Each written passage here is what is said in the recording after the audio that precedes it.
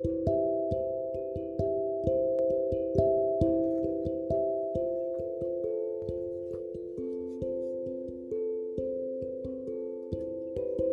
9. Capítulo 6. Seguridad, independencia. Poco a poco había ido adquiriendo Mateo Talbot tal señorío de sí mismo, tal seguridad de su persona y de sus posiciones mentales y éticas, que se movía con toda naturalidad entre todas las circunstancias y ante todas las personas, autoridades, jefes de empresas, extraños e iguales.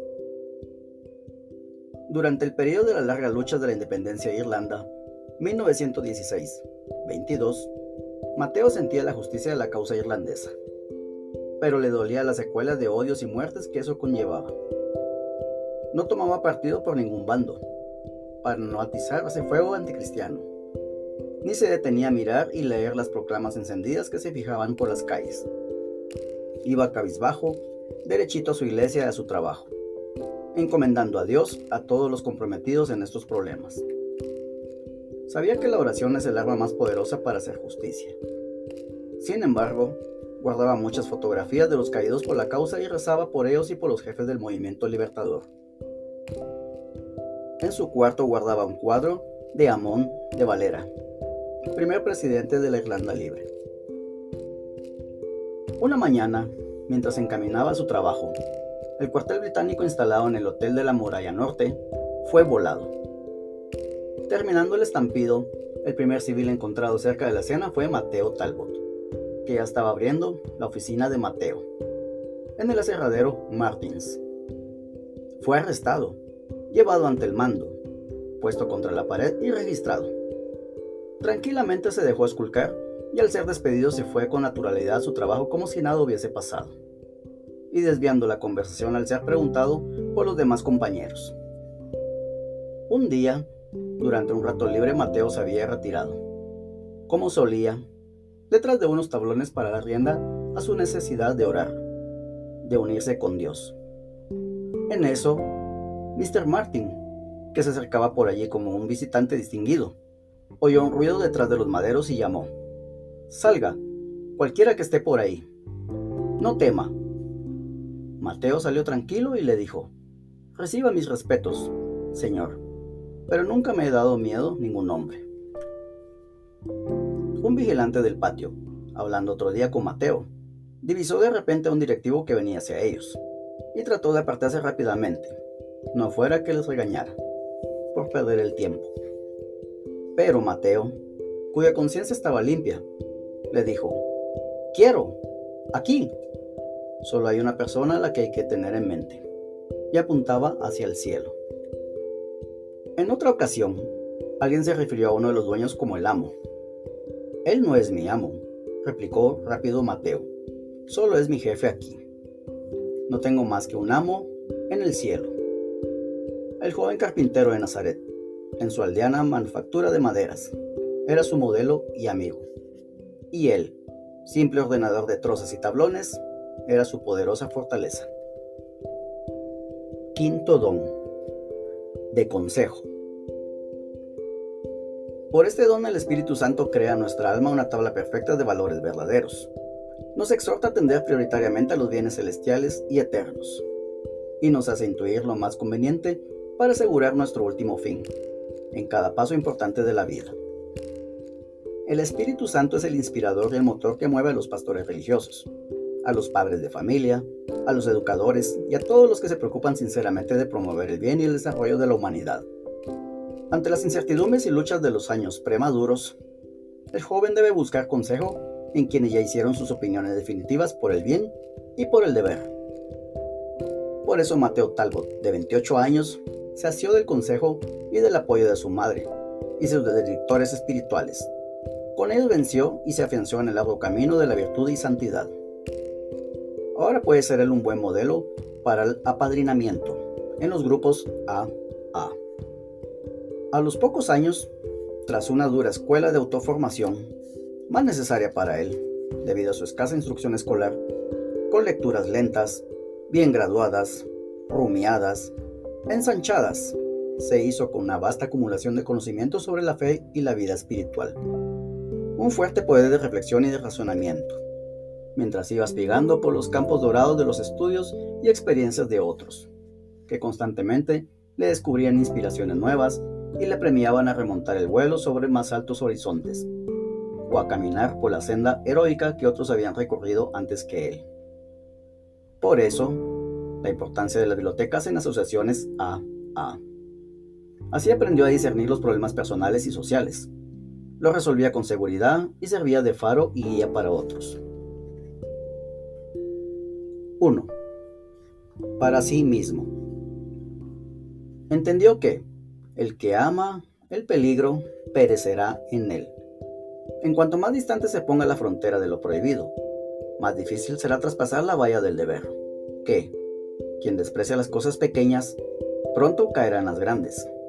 Que el hombre es débil y vanidoso.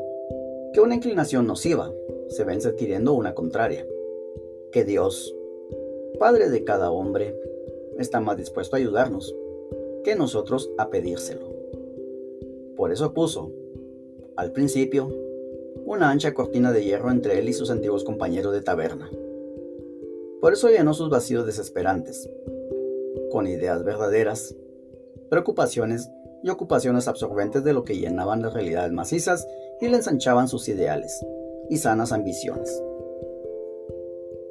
Logró un cambio de trabajo explicando a su jefe, que iba a misa y comulgaba cada mañana y no quería que sus vestidos oliesen en la iglesia a guano ni a brea. Vimos también cómo cambió de empresa, aunque le gustaba, por haber variado la hora de la misa y comunión de la mañana. No podía privarse de este medio esencial para él. En sus mortificaciones y ayunos extraordinarios, no se guiaba por su propio caletre, sino buscaba el consejo de su director espiritual y los ejemplos de los santos que habían florecido en su patria. Dice un pensador protestante alemán que los únicos hombres verdaderamente razonables que ha habido en el mundo son los santos canonizados por la Iglesia Católica. Pero la ocasión que merece el más importante consejo y la mayor preparación en la vida es sin duda la escogencia de estado, el matrimonio. Después de todo lo visto, podíamos creer que el soltero Mateo Talbot no sintió jamás ninguna preocupación por este problema esencial de todo hombre o mujer.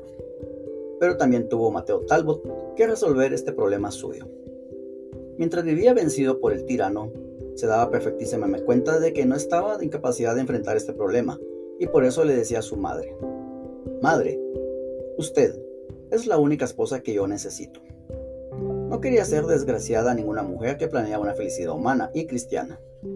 Pero cuando el hombre joven, Mateo Talbot, hubo demostrado, sin pregonarlo, que había roto sus cadenas y que era libre y muy responsable, más de una muchacha puso esperanzadamente los ojos sobre él. Estaba trabajando de albañil en la casa rectoral de un pastor protestante. La muchacha de casa, que era una piadosa católica, se fijó que Mateo no era como los demás jóvenes, piroperos y amigos de charlar con muchachas. Mateo era un correcto, recatado, serio. Eso le encantó a la muchacha, la cual sí se decidió a dirigirle la palabra más de una vez, y al fin le sugirió la idea del matrimonio. La jovencita lo tenía todo bien calculado. Había reunido algunos ahorros y podían disponer de un hogar para sí mismos. Mateo le dijo que no, pero le respondió que no podía dar la respuesta hasta que hubiese hecho una novena para pedir la luz divina. Qué lindos matrimonios tendríamos si todos los novios fuesen como estos dos. Y, al ansiado 10º día, Mateo le dijo a la virtuosa joven que había recibido una respuesta en la oración que debía quedarse soltero, y se mantuvo muy firme en su resolución. Más tarde, al hablarle a un compañero sobre el matrimonio, Mateo le contestó que nunca se casaría, porque esto le impediría su modo de vivir. Y a un confidente le precisó: «La Santísima Virgen me dijo que no me case». Aquí tenemos, pues, un ejemplo y un modelo para todos los que se hallan en problemas fundamentales de su estado de vida. Dios es el que puede llenar el corazón y la vida, y tiene muchos medios de hacerlo. 2. Para los otros. Paso 12. A. Después de esto, No debemos creer que Mateo fuese un aburrido y un aguafiestas. Sabía saltar la carcajada ante un chiste o una agudeza de buena ley, y aún admitía que otros celebrasen sus alegrías y sus fiestas con buena copa. A un trabajador, que no era borracho, y que estando un día en la cuarta pregunta, le pedía para un trago.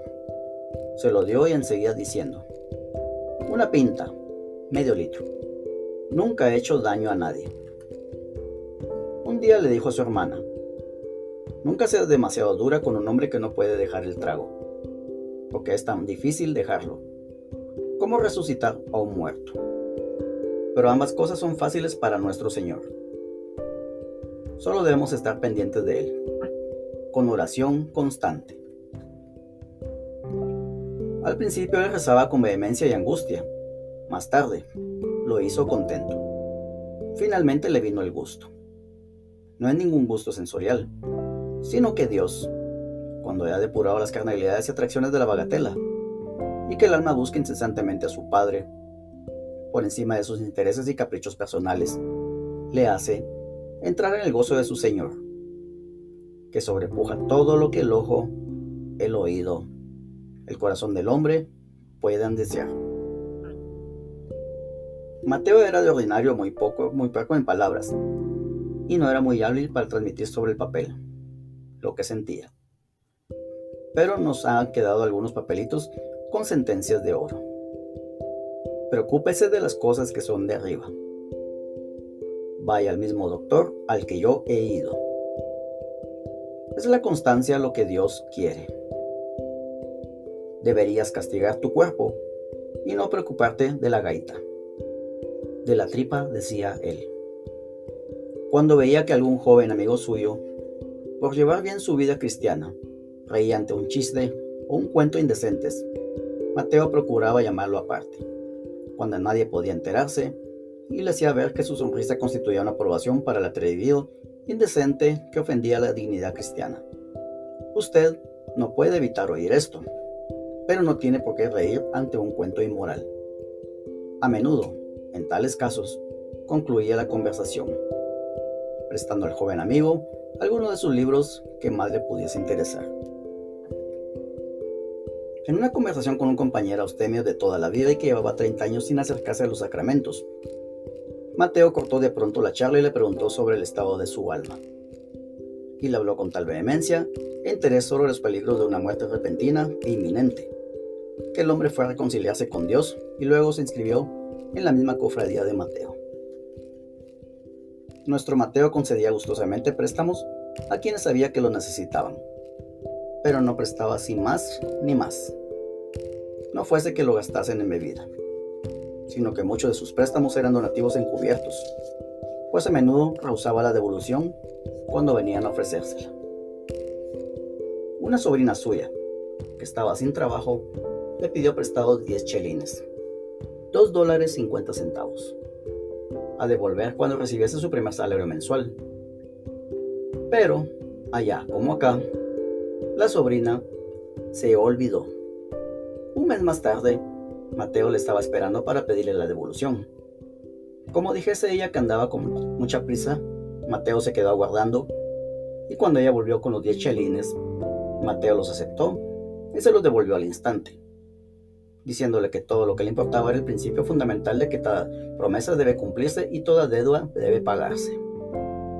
Cuando miles de familias habrían permanecido amigas y cuántos centenares de crímenes se hubieran evitado, si aquí en nuestra Guatemala y en otras patrias hubiéramos querido mantener la fama de hombres y mujeres de palabra. Uno de sus capataces, señor G., tenía una hija, Teresa, que a los 15 años se estaba muriendo de tuberculosis. Como llevaba el nombre de su amiga Santa Teresa, Mateo preguntaba cada día por ella a su jefe. Esto lo llamaba de vez en cuando a casa para que le hablara de los santos.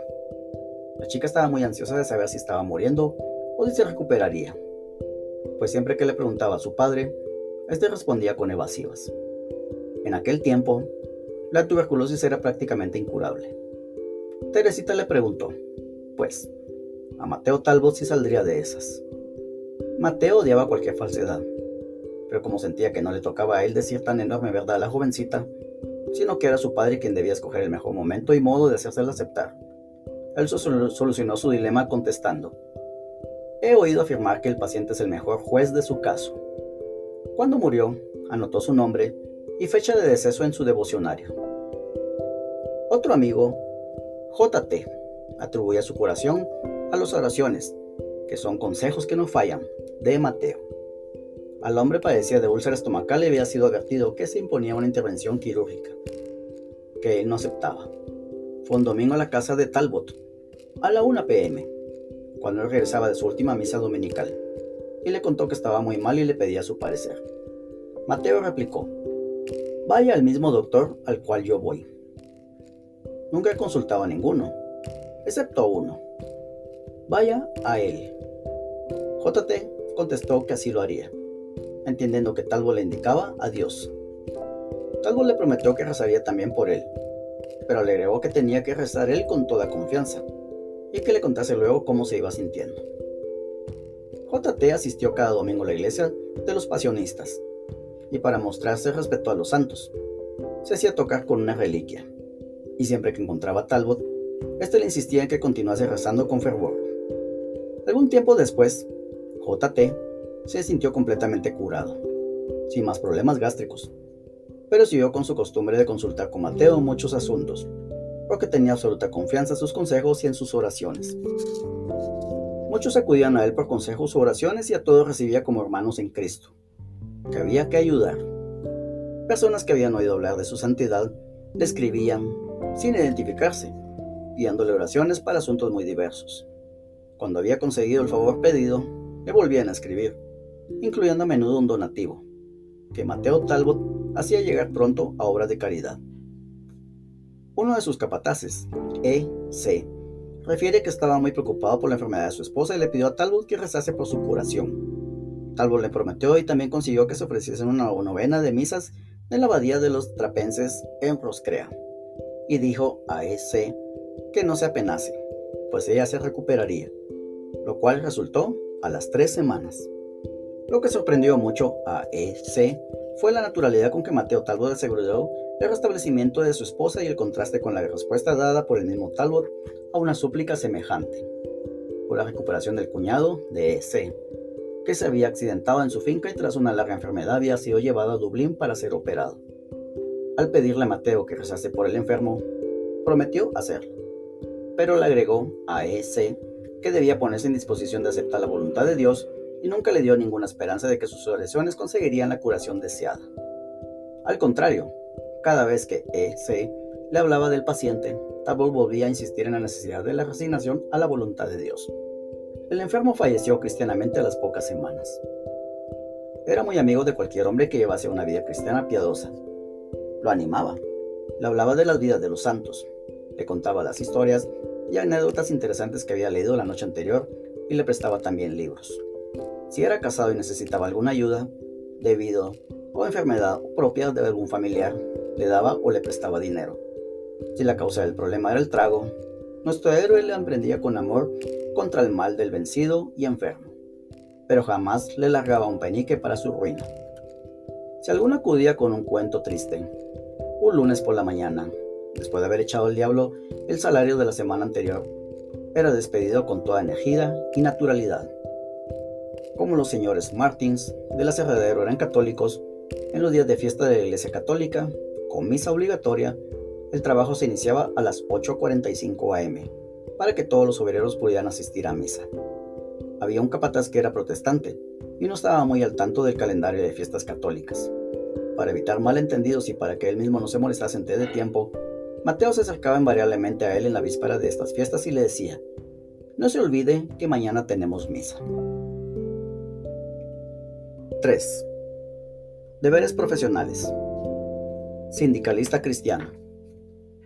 A medida que fue avanzando en la virtud y en el amor cristiano, fue reflexionando sobre el mísero estado de los trabajadores proletarios, es decir, de los hombres que no tenían más propiedad que la de sus fuerzas personales, y llegó pronto a la conversación cabal que este estado de cosas no era fruto de la casualidad ni de la falta de inteligencia de los pobres, o debido a su pereza, sino que era la consecuencia de un proceso inteligente, largo, duro de malas intenciones de hombres inescrupulosos, atentos solamente a los bienes y goces de este mundo, entregados a un craso materialismo hedonista, y que sus imposiciones abusivas estaban en oposición con la ley natural y con la ley del Evangelio.